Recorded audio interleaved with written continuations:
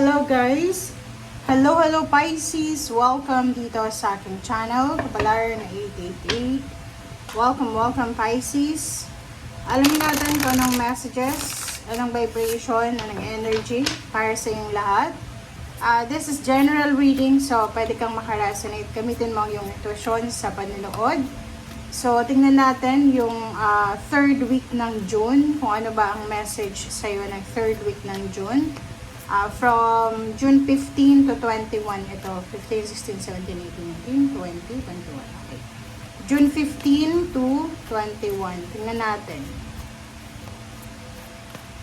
Okay, sorry.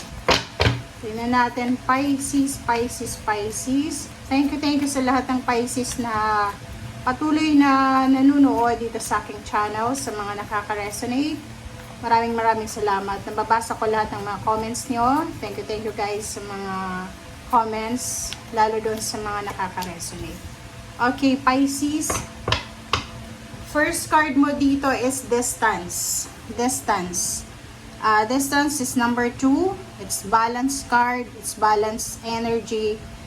Meron dyang globe, 'di ba? Globo.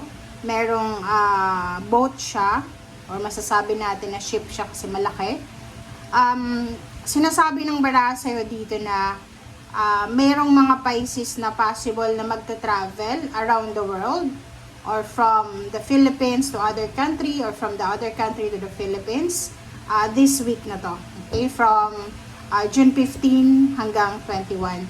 Or maybe may mga Pisces na magbubuk pa lang ng kanilang mga tickets pauwi ng Pilipinas or paalis ng Pilipinas. So, alin ka man dyan, sinasabi ng bara sa'yo dito na tuloy-tuloy na to. So, wala nang hahadlang, Pisces, sa kung ano man na plano mo. Okay, thank you. Tingnan natin sa second deck, Pisces. I hope na makaresonate ka dito. This is the message from your angels, guides, spiritual helpers. Kumuha lang tayo dito ng isang baraha, Pisces. Oops. Okay, change your life, number 7. So, 16-7 from Archangel Chamuel. Kung makikita mo dito, Pisces, sinasabi na isang napakabilis, isang sudden revelations that offers freedom. So, maraming sekreto. So, kumbaga, halimbawa, may mga sekretong itinatago sa'yo. Ang linggong ito ay punong-puno ng misteryo. Kumbaga, milagro, misteryo, magic na out of the blue. Yung mga, kumbaga, itinatago sa'yo ay posibleng malalaman mo na. So, pwedeng tinatagong pagbubuntis, third party, tinatagong pera, tinatagong plano, or anything, or kung ano man ang katotohanan na gustong mong malaman, or doon sa mga may tinatago or itinatago sa'yo. So, kung ano man itong sudden revelations or sudden revelation, ito ay magdadala sa'yo ng freedom. You will be free. So, ang linggo ito, sinasabi ng barahan na as long as na yung purpose mo, yung plano mo sa linggong ito ay makakapagpabago ng buhay mo, so stop procrastination. Okay? Yakapin mo, tanggapin mo yung mga opportunities na pwedeng magdala sa'yo ng pagbabago simula ngayong linggong ito. Okay, thank you, Pisces. Wow. Okay. Ito yung tarot deck, third tarot natin. Tingnan natin, Pisces, kung anong mga messages na pwedeng makaresonate dyan sa first two cards, first two decks. Or kung ano man to na maybe iba siya na messages na para sa'yo. Okay.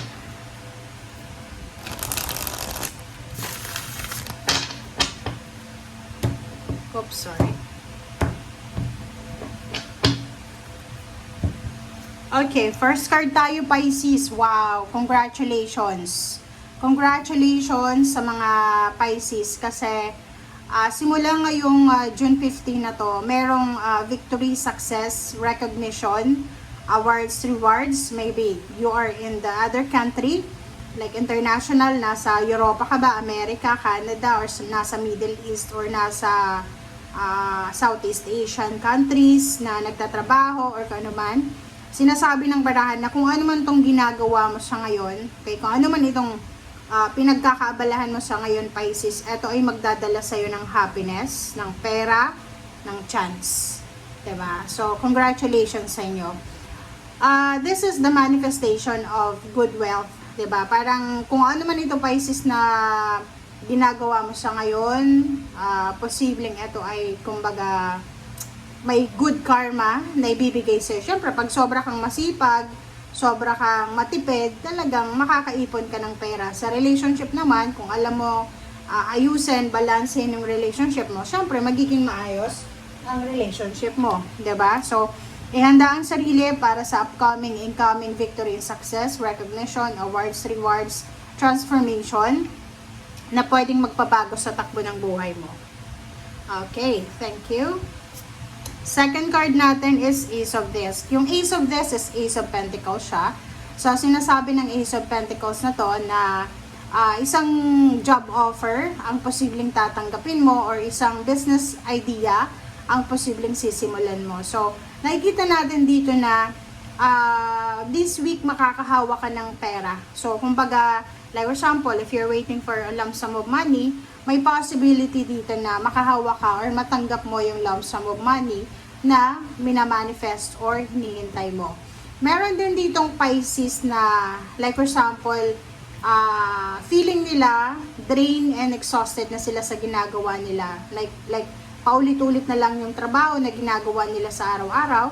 And yung Ace of Discs and Six of Wands, sinasabi ng baraha sa'yo na kung ano man ito na meron ka sa ngayon, kailangan mong alagaan ito. Kasi kung ano itong meron tayo na blessings, eto ay kumbaga magpo-progress, 'di ba? So, kailangan mong alagaan kasi yan yung magdadala talaga sa'yo ng pagbabago sa iyong buhay. Overall change. Judgment. And Princess of Swords. So, dito sinasabi ng baraha sa'yo na may Pisces dito na posibleng magkakaroon siya ng decision making with Gemini, Libra, or Aquarius. Kung makikita mo yung Princess of Swords is decision making siya. So, sa linggong ito, posibleng merong Pisces na magdedesisyon na mag-travel, o umuwi ng Pilipinas, or pumunta ng ibang bansa, just because of the good news, just because of the messages na matatanggap mo sa linggong ito. So, pag-comment sa comment section if you resonated, ano ba ang mga messages na posibleng matanggap mo na pwedeng maging dahilan para mabago yung decision making mo or para mabago yung takbo ng diskarte mo sa buhay. Princess of Swords, sinasabi ng baraha na sa linggong ito, Pisces, posibleng makatanggap ka ng mga confirmation, answers, ano pa ba, solution sa mga financial needs mo or financial problems, or posibleng yun na nga, lalabas ka sa comfort zone mo, lalabas ka sa komportable mong kalalagyan, and then ang gagawin mo is ita-try mo talaga na i-resolve yung mga issues sa buhay mo, lalo na sa usaping pera or relationship. Okay. Dito sa Princess of Swords and then Six of Wands, sinasabi ng baraha na maraming tao, okay? Maraming tao, Pisces, ang possible na maghahanap sa'yo. So, meaning, in demand ka. Diba? Or maybe, maraming tao yung mag-wonder. Mag-iisip sila Diba? Mag-iisip sila, nasaan na kaya si Pisces? Ano na kayang nangyari sa kanya? Ano na kayang development ang meron siya? Parang ganon.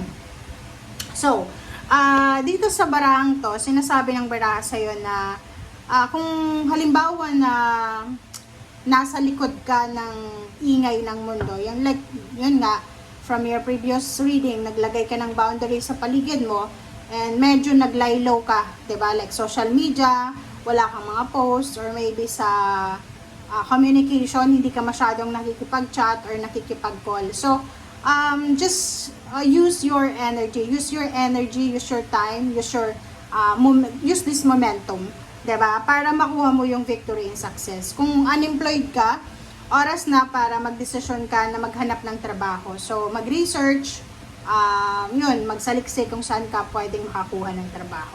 Okay? Okay, Pisces. The Emperor, Emperor card Pisces, you are super lucky kasi sinasabi ng barahan na this week ay you are super empowered. Ibig sabihin ng barahan ito na lahat ng gusto mo makukuha mo, like dito, victory, success, new job, magta-travel ibang bansa, or kung ano man na pagbabago na to, hawak mo to. So, ibig sabihin, ang mga Pisces na to, na Emperor, ay sila yung mga Pisces na kaya nilang baguhin ang takbo ng kanilang buhay. So, kung ikaw ay isang Pisces na nasa stagnation pa, like hindi ka pa rin maka-move on from your past, or hindi ka pa rin makapag-go through sa mga next projects mo or next plan, oras na Pisces, diba? Makikita mo dito, may third eye ka. So, sinasabi ng barahan na maging matalino ka, maging wise ka, huwag masyadong emosyonal.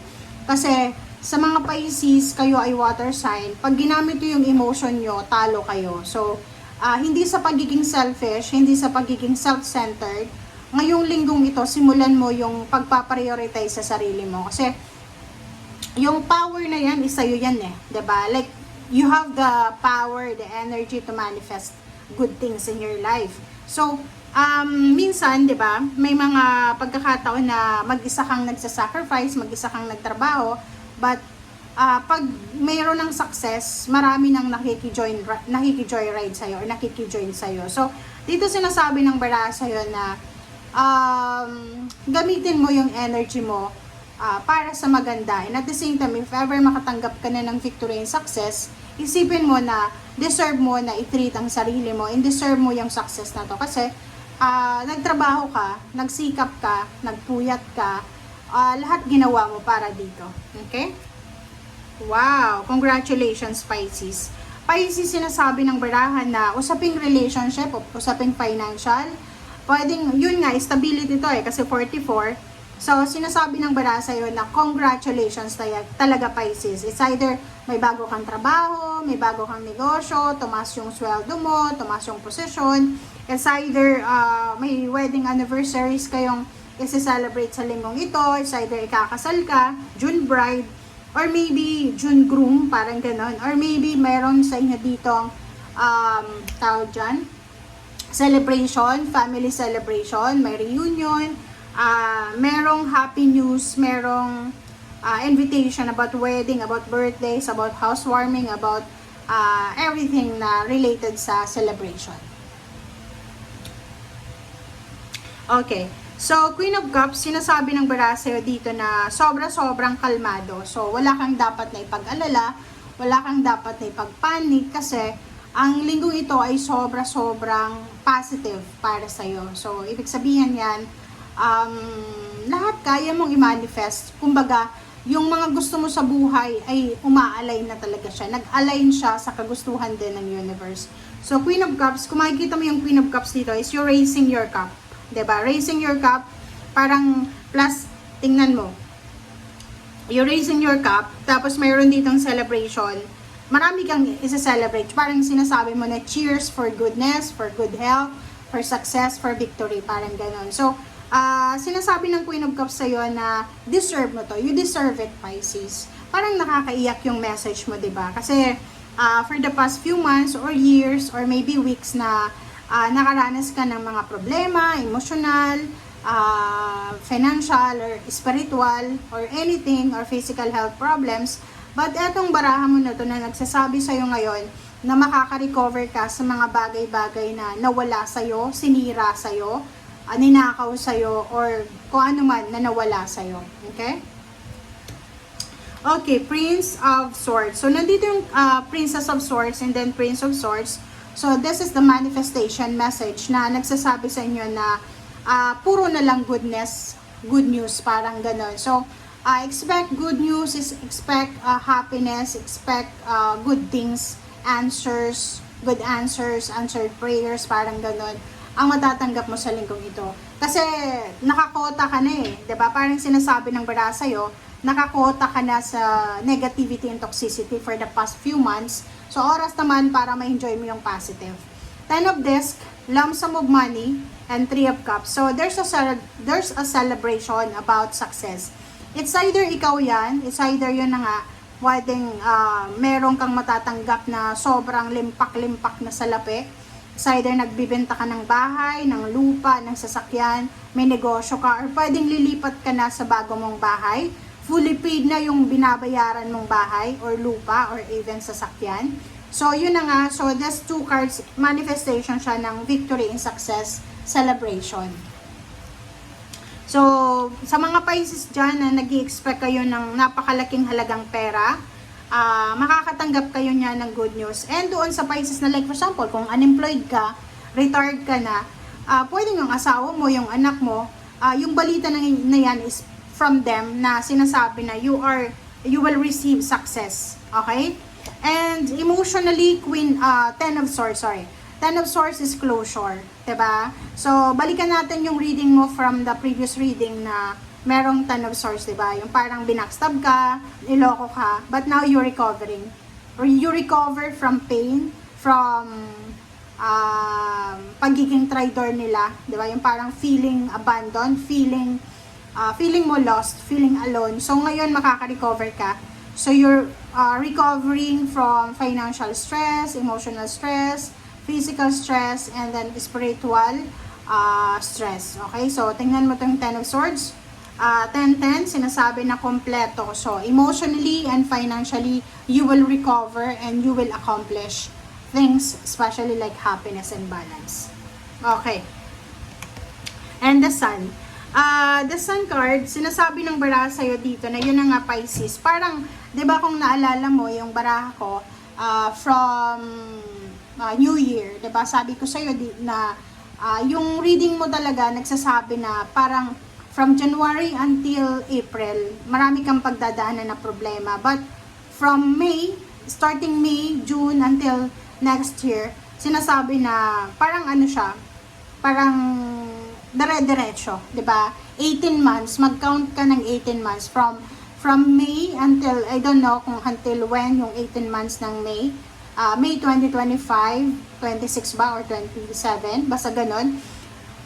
Punong-puno ng happiness, punong-puno ng success, ng celebration, ng financial success, emotional success ang mga mararamdaman mo. But depende yun, 'di ba? Depende yun sa atin kasi minsan may mga Pisces na sobra-sobra silang blessed, but the problem is meron silang mga blessed sila financial, but meron silang mga unhealthy habits and lifestyle na pwedeng nagiging cause ng depression, ng anxiety, or even yung mga tao sa paligid nila na sila yung nagiging cause ng stress nila. So, depende yun sa tao. Merong Pisces na makaka-recover. Merong mga Pisces na siguro paglalaban nila yung hindi ko alam kung bakit. Kasi may nasa-sense tayo ditong iba na pwedeng hindi makaresonate. Pero yung iba, sinasabi ng barahan na all of these cards are positive talaga. Okay? Positive. So, ihanda mo ang sarili mo, Pisces, para siyang bomba. Parang bomba na papasok sa buhay mo na magdadala sa'yo ng recovery, emotional, financial, happiness. Itong The Sun, ito yung pinakamasayang tarot sa lahat ng tarot deck. So, sinasabi, tarot card siya na pinakamasaya. So, sinasabi ng baraha. Plus, lahat masaya to empowerment, stability and balance, pamilya, pera, peace and harmony, happiness, victory and success, new job, new career, new source of income, decision making, good news, answered prayers, 'di ba? Money, celebration, recovery, travel, lahat, 'di ba? So, this is the parang first time ko na mag-read sa buong buhay ko na sinasabi na sobrang perfect reading para sa akin to. 10 out of 10 siya. Okay? And this week daw, ihanda ang sarili para sa kung ano man ang magbago sa buhay mo. So, thank you guys, Pisces. Bye!